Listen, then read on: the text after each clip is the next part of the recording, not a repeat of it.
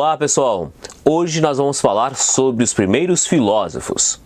Os filósofos conhecidos como pré-socráticos. A filosofia pré-socrática, ela aparece por volta do século 7 a.C. Nós chamamos de pré-socrática devido à questão do nome de Sócrates, ou seja, os filósofos que vieram antes de Sócrates. E esses filósofos têm algumas questões que são incomuns. Entre elas, está justamente o de buscar entender a natureza.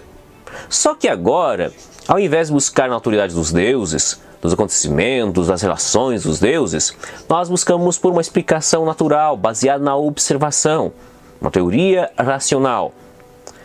Essa observação racional vai trazer como discussão a physis, ou natureza. A physis pode ser traduzido por natureza, a base de todas as coisas. E todos os filósofos pré-socráticos têm uma questão em comum, que é buscar pela arqué. Se nós traduzimos do grego, arqué, o princípio, a base de todas as coisas.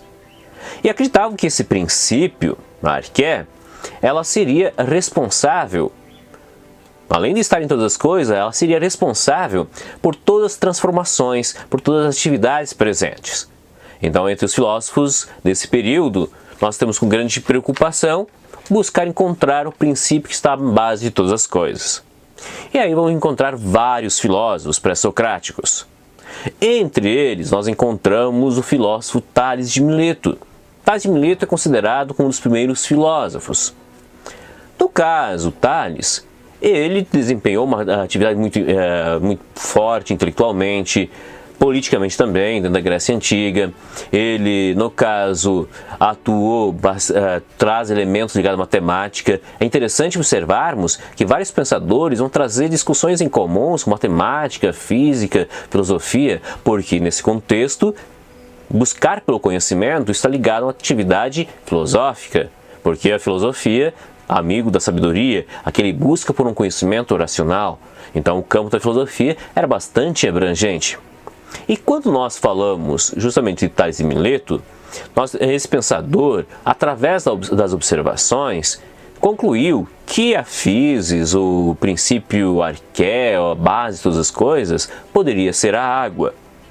Claro que aí vem a questão, ou seja, como que ele chegou a essa conclusão, por que a água estaria em todas as coisas?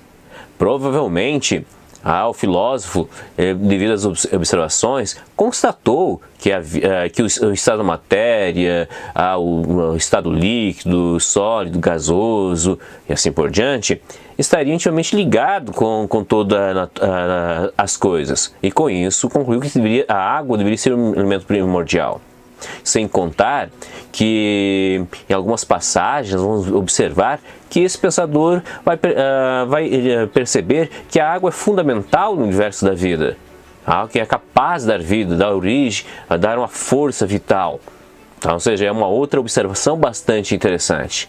Mas o mais interessante nessa discussão, promovido pelo filósofo Tales, está no fato em que justamente buscar o porquê, como as coisas são, o que é, como são, como acontecem, são perguntas indispensáveis, inclusive para o próprio pensamento científico. Nós temos a necessidade de trazer questões. Como que ocorre o fenômeno da vida? Como é a matéria constituída? Como o cosmos é constituído?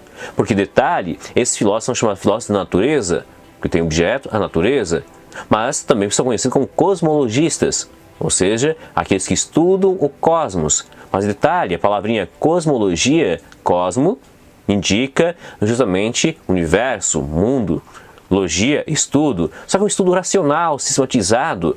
Agora a observação, é o argumento, é a busca por explicações mais plausíveis que vai contar, e não a autoridade daquele quem conta, como acontecia lá nos mitos gregos. E o filósofo Tales, ele traz esse elemento, traz essas características.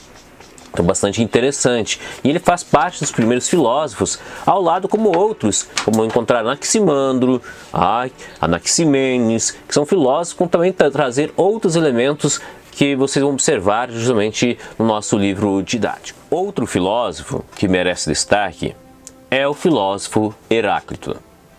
Heráclito, ele menciona que o elemento principal, fundamental de todas as coisas é a mudança constante, o eterno dever. É um dos principais elementos. Tanto é que existe uma frase muito famosa desse autor, que é a seguinte: é impossível banhar-se 2 vezes no mesmo rio. No início pode parecer estranha essa frase. No entanto, se nós observarmos, nós o tempo todo estamos mudando. Nós vamos mudando tanto biologicamente quanto nas percepções de mundo. O próprio rio está mudando o tempo todo. Não é de uma hora para outra que ele mudará. As águas do rio não serão as mesmas, as margens são modificadas e nós nos modificamos o tempo todo. Nós não tornamos adultos de uma hora para outra. É um processo contínuo de mudança. Então, o elemento ativo da natureza é a mudança.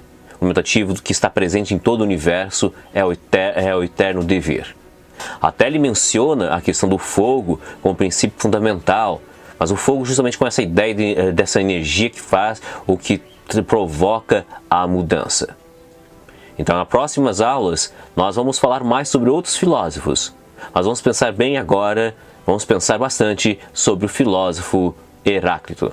Até mais, pessoal!